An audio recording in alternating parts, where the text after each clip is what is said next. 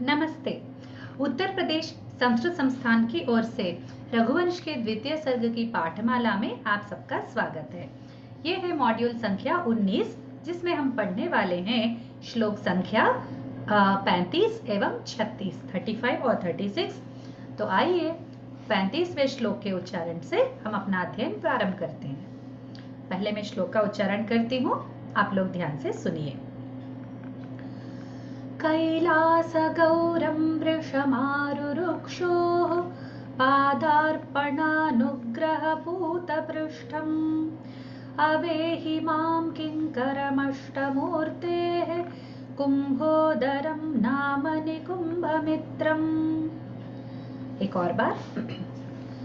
कैलासगौरं वृषमारुरुक्षोः पादार्पणानुग्रहपूतपृष्ठम् अवेहि मां किङ्करमष्टमूर्तेः कुम्भोदरं नाम निकुम्भमित्रम्। अब देखते हैं पद विभाग इसका। कैलासगौरं वृषम आरुरुक्षोः पाद अर्पण अनुग्रह पूत पृष्ठम, मिला के पादार्पणानुग्रह पूत पृष्ठम अवेहि मां किंकरम अष्टमूर्तेः कुंभोदरम नाम निकुंभ मित्रम। अब हम इसका अन्वय देखते हैं। कैलासगौरम वृषम आरुरुक्षोः अष्टमूर्तेः पदार्पणानुग्रह पूतपृष्ठम कुंभोदरम नाम निकुंभमित्रम मां किंकरम त्वम अवेहि। अब हम इसका प्रतिपदार्थ देखते हैं।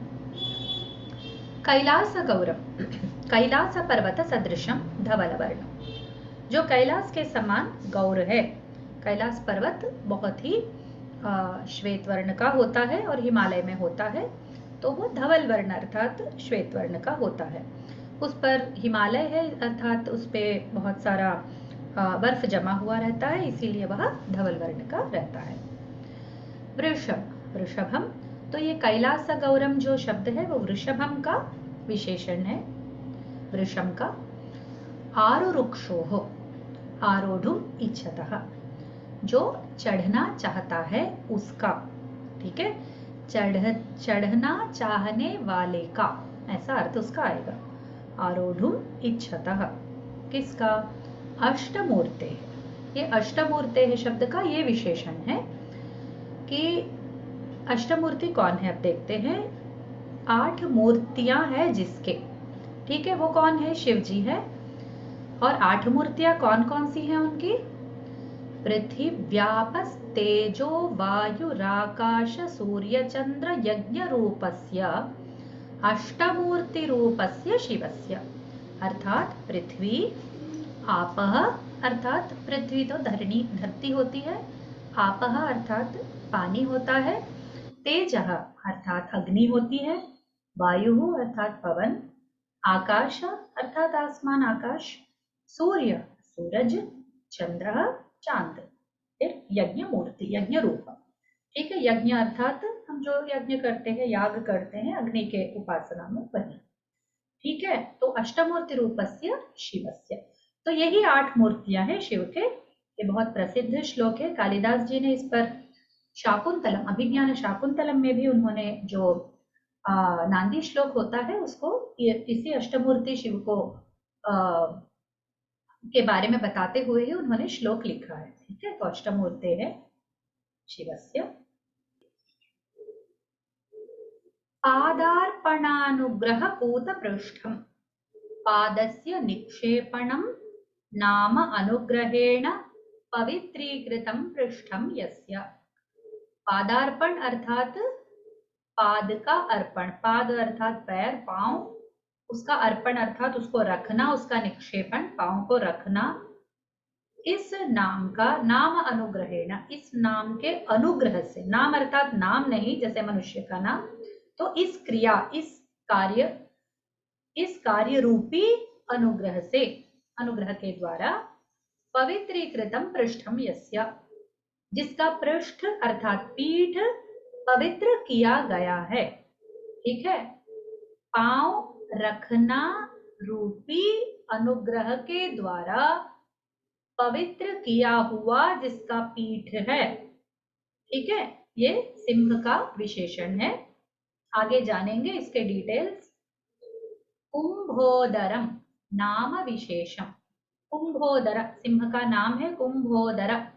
ठीक है, उसका अभिधेय अर्थात जैसे हम सबके अपने अपने नाम होते हैं, वैसे ही सिंह का नाम है कुंभोदर। नाम तद अभिधान विशेष। ठीक है, तो उसका जो नाम है कुंभोदरम नाम निकुंभ मित्रम। निकुंभ का मित्र, निकुंभ जिसका मित्र है वह, या फिर निकुंभ का मित्र। माम मुझे, किंकरम सेवकम, सेवक अर्थात जो सेवा करता है, जो किंकरः यानी जो कार्य दे दो वो कर देता है, बिना कुछ उसके बदले कुछ नहीं मांगता है, वह किंकर होता है। अवे ही जानी ही जान लो। ठीक है, अब हम इसके जो सरलार्थ है उस पर चलते हैं। प्रतिपदार्थ यहीं पर समाप्त हो जाता है। राजन त्वं मां निकुंभमित्रं कुंभोदरं नाम धूर्जटेः किंकरम् अवेहि।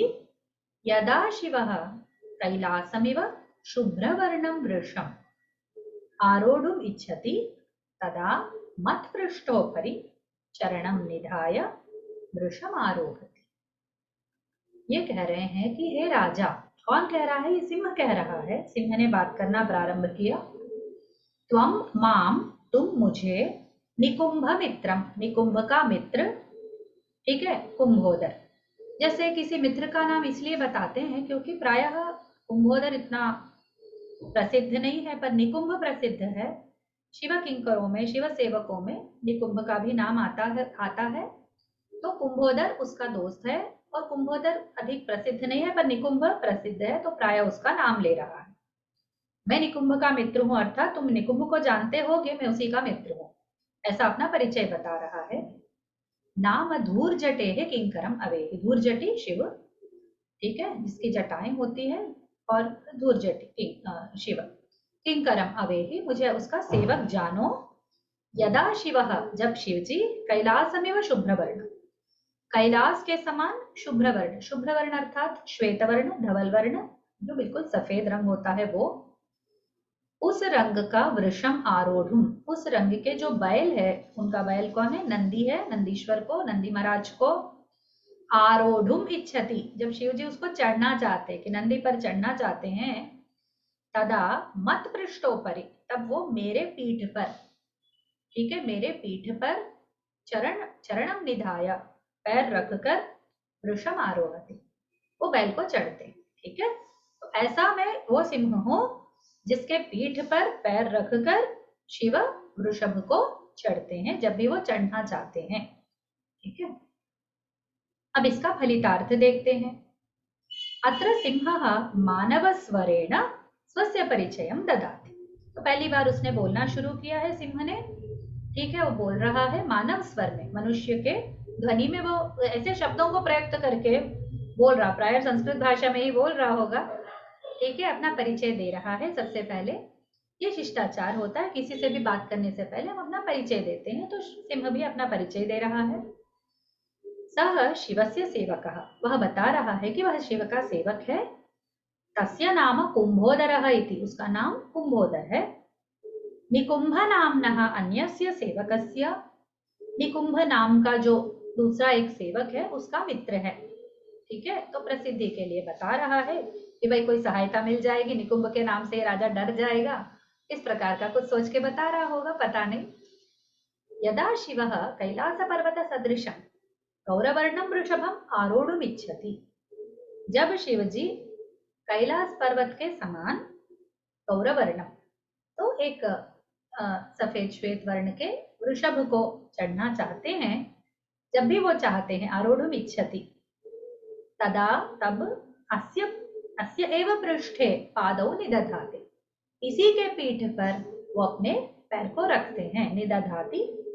अतः तस्य पृष्ठभागः, इसीलिए उसका जो पृष्ठभाग है, शिव चरण स्पर्शेन, शिव के चरण के स्पर्श से अत्यंतम पुनीतः, बहुत ही पवित्र हो गया है। ठीक है, तो ये जो इसमें कह रहा है कि वो थोड़ा सा उसका जो गर्व भाव है वो भी झलकता है इसमें। कि सिंह सोचता है पता है मैं कहाँ हूँ, कौन से इससे हूँ, मैं मेरा बैकग्राउंड क्या है जानते हो। इस प्रकार का वो अपना रौब भी जमा रहा है, अपना परिचय भी दे रहा है, शिव का नाम से अपने आप को जोड़कर वो बहुत ही अपना जो है गर्व अपना बता रहा है, गर्व जता रहा है। ठीक है। और वृषभ को कैलास पर्वत सदृशम बता रहा है। तो कैलाश पर्वत की सदृशता केवल रंग में नहीं है, ये नंदीश्वर बहुत बड़े आकार के रहते हैं, तो एकदम एकदम ऊंचे ऊंचे कद के, एकदम बलिष्ठ ऐसे। तो अपने परिमाण के कारण भी प्रायः वो बहुत ही उन्नत इसके हैं, तो कैलाश पर्वत के समान वो वहां पर भी कह सकते हैं। अब फलितार्थ समाप्त करके हम चलते हैं व्याकरणांशों की ओर।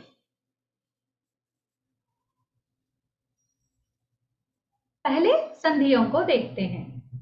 पादार्पणानुग्रह पूत पृष्ठम, पादार्पण पादा प्लस अर्पणा, अर्पणानुग्रह अर्पणा प्लस अनुग्रह, उसके बाद संधि नहीं है, केवल शब्द एक साथ है। कुंभोदरम, कुंभा प्लस उदरम कुंभोदरम, गुण संधि है। अब हम समासों को देखते हैं। कैलास गौरम, कैलास इव गौरः शुभ्रः तम। ठीक है, कैलाश के समान जो गौर है, जो श्वेत वर्ण का है वह। पादार्पणानुग्रह पूत पृष्ठम, ये समस्त पद भी है। पादयोः अर्पणम पादार्पणम, तदेव अनुग्रहः पादार्पणानुग्रहः, तेन पूतं पृष्ठम यस्य सः पादार्पणानुग्रह पूत पृष्ठः तम, उसको। ठीक है। अष्टमूर्तेः, अष्टौ मूर्तयो यस्य सः तस्य अष्टमूर्तेः, जिसकी 8 मूर्तियां हैं ऐसा व्यक्ति अष्टमूर्ति, और अष्टमूर्ते है उसका। ठीक है।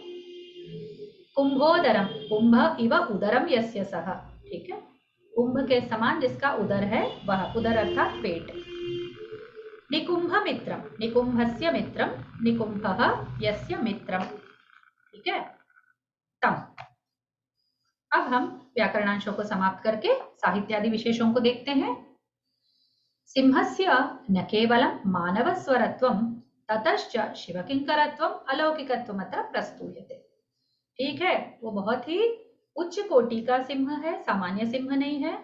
उसका केवल मानव स्वर, उसने पहले तो राजा के हाथ स्तंभित कर दिए, फिर मानव स्वर में बोलने लगा, फिर ये भी कहने लगा कि मैं शिव का किंकर हूं। तो ये अलौकिक है, ये इस दुनिया का सिंह नहीं है। सामान्यतः सिंहस्य उदरम अस्थूलम किंतु अत्र तन्नाम कुंभोदरः इति।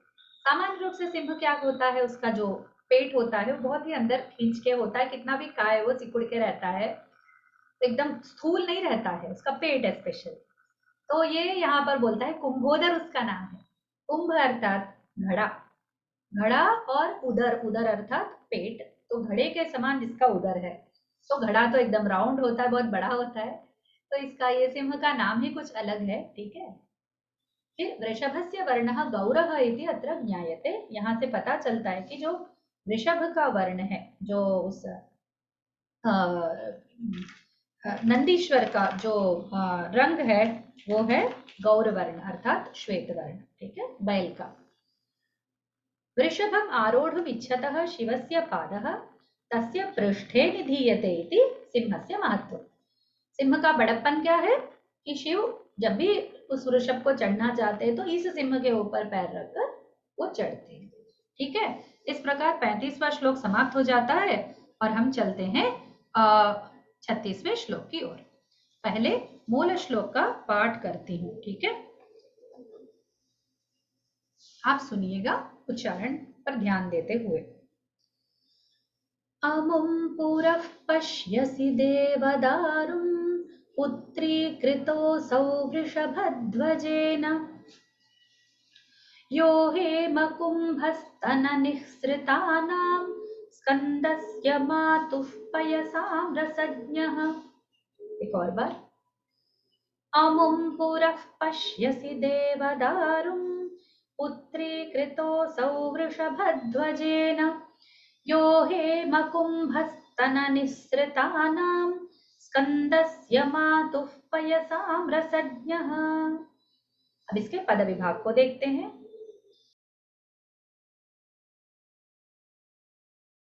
अमुं पुरः पश्यसि देवदारुं पुत्रीकृतः असौ वृषभध्वजेन यः हेमकुम्भस्तननिःसृतानां स्कंदस्य मातुः पयसां रसज्ञः।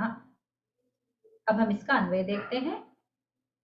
यम अमुं देवदारुं पुरः त्वं पश्यसि असौ वृक्षः वृषभध्वजेन पुत्रीकृतः यः असौ देवदारुः स्कंदस्य मातुः हेमकुंभस्तननिःसृतानां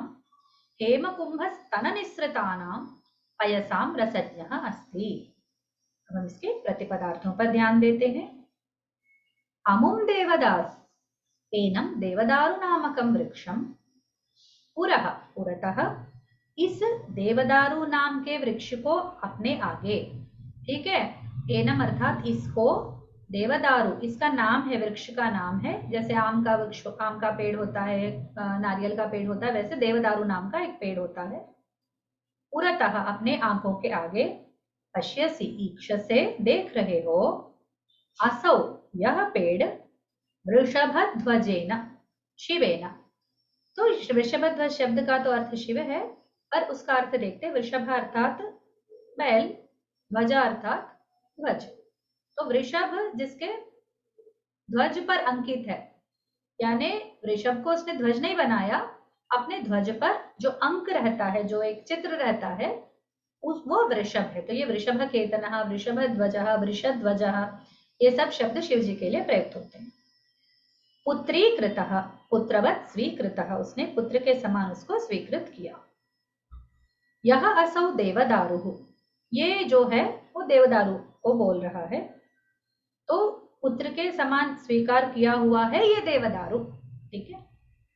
स्कंदस्य कार्तिकेयस्य, शिव जी का दूसरा बेटा है, छोटा वाला है, उसका नाम कार्तिकेय, सुब्रमण्य, कुमारस्वामी इत्यादि होते हैं। मातुः जनन्याः पार्वत्या, कौन है उनकी माता? पार्वती। हेम कुंभ स्तन निःसृतानां सुवर्ण घट इव स्तनौ ताभ्यां निस्सरन्ति तेषां। तो सुवर्ण घट अर्थात जो सोने के बने घड़े होते हैं, ठीक है, उन घड़ों के समान स्तन, जहां से माँ बच्चे को दूध पिलाती है, वो स्तन ताभ्याम निस्सरन्ति तेषां, ठीक है। तो ये आगे शब्द के लिए विशेषण है।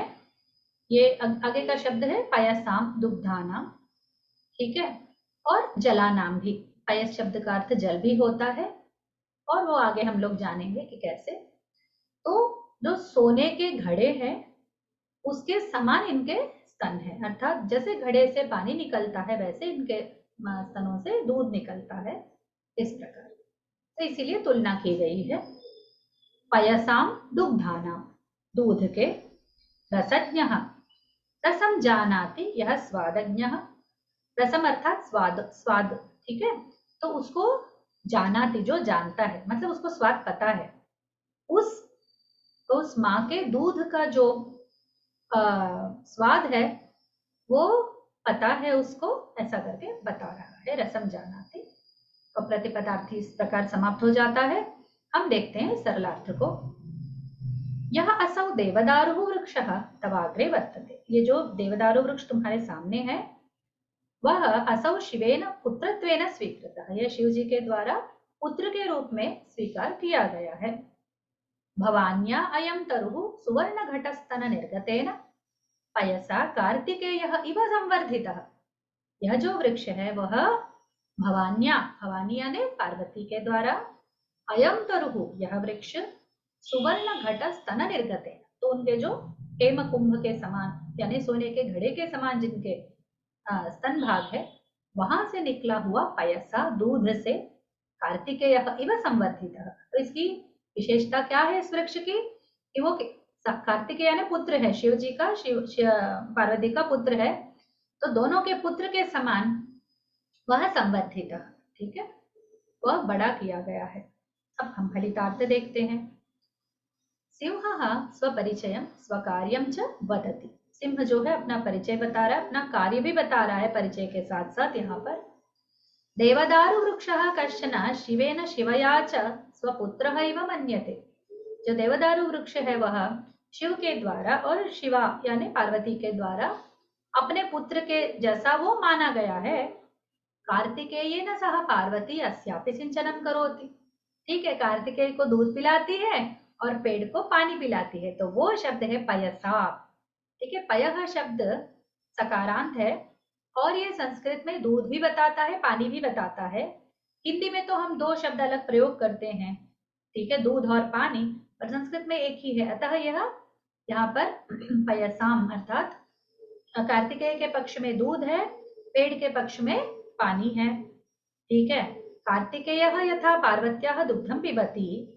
जब कार्तिकेय पार्वती का दूध पीता है, तथैव वृक्षोपि पार्वत्याः हस्तयोः, जिस प्रकार वो पीता है उसी प्रकार इनके हाथ के, ठीक है, इनके हाथ के जल से, जल को लेकर यह वृक्ष संवर्धित होता है। सह तस्य स्वादुताम जानाति। अतः ये पार्वती जी के हाथ का पानी का जो स्वाद है वह जानता है। अर्थात जब पेड़ के पक्ष में देखते हैं तो हेम कुंभ यानी सुवर्ण के घड़े, सोने के घड़ों से उसको पानी मिलता है उस पेड़ को। ठीक है, और इसको कार्तिकेय जी को कैसे मिलता है? स्तनों से डायरेक्टली मिलता है, दूध मिलता है। तो यहाँ पर एक दोनों के पक्ष में अर्थ यहाँ पर किया गया है। अब हम देखते हैं व्याकरणांशों को। पहले संधियों को देखते हैं। उत्तरीकृतोऽसौ, उत्तरीकृतः असौ। समासों को देखते हैं, अधिक संधियां इसमें नहीं है। वृषभध्वजेन, वृषभः ध्वजः यस्य सः तेन। तो जिसके ध्वज, जिसके जो झंडे हैं वो वृषभ से भरे हुए हैं, वृषभ अंक से भरे हुए हैं, वह वृषभध्वजः। हेम कुंभ स्तन निसृतान। हेमनः कुंभ एव हेम कुंभ। ठीक है, हेम से बना हुआ कुंभ एव स्तनः, वही उनका स्तन भाग है। निसृतानाम तस्मात् निसृतानाम, वहां से निकला हुआ जो दूध है वो कार्तिकेय पीता है, जो घटे है उसमें से पेड़ पीता है। देवदारु देवानाम दारु देवदारु तम। रसज्ञः रसम जानाति इति रसज्ञः। ठीक है, इस प्रकार समास और भी खत्म हो जाते हैं। अब हम साहित्य आदि विशेषों को देखते हैं। इस श्लोक में, इस पद्य में हम देखते हैं कि श्लेषालंकार है। जैसे मैंने आपको बताया, जहां पर दोनों पक्षों का, ठीक है, एक ही शब्दों को, एक ही आइडिया को, एक ही कॉन्सेप्ट को उपयोग करके दो जगह पर पुष्टि की जाती है, वो श्लेषालंकार। तो देवदारु वृक्ष का स्कंद का यहाँ पर पुत्रत्वेन तुलना, तो इसलिए वो कैसे साध्य हुआ? एक हेमकुंभ स्तन निसृतानाम और पयसा। ठीक है, तो पयस शब्द के दो अर्थों से और हेमकुंभ इससे भी ये साध्य हुआ है श्लेषालंकार। तो ये अभंग श्लेष माना जाएगा, क्योंकि हमने शब्दों को नहीं काटा है। शब्दों को तोड़कर, काटकर यदि अर्थ, नए अर्थ निकलते हैं तो वो सभंग श्लेष है, जहां पर भंग हो जाता है, और यहाँ पद का भंग नहीं हुआ है, तो ये अभंग श्लेष। शिवः देवदारु वृक्षमपि पुत्रमेव पश्यति। केवल शिवा जो माता पार्वती है वही नहीं, शिव जी भी इसको अपने पुत्र के समान देखते हैं। स्वकुमारः इव शिवौ तं पालयतः नाम कार्तिकेयेन तस्य तुलना कृता स्कंद समानं प्रेमास्मरति इति भावः। बस उनको इतना प्यारा है वह वृक्ष कि वो स्कंद के समान प्यारा है, ऐसा बताया जा रहा है। ठीक है, पयसाम इति जलमपि दुग्धमपि अत्र श्लेषार्थमिदं पदम उपयुक्तम। यहाँ पर यह शब्द इसीलिए प्रयुक्त हुआ है क्योंकि इसके दो अर्थ है, दुग्ध भी और जल भी। ठीक है, तो इस प्रकार ये श्लोक भी समाप्त हो जाता है। तो हम इस मॉड्यूल को यहीं पर समाप्त करते हैं। अगले मॉड्यूल में, अगले इसी पाठमाला में पुनः हम लोग मिलेंगे। तब तक शुभमस्तु। नमो नमः।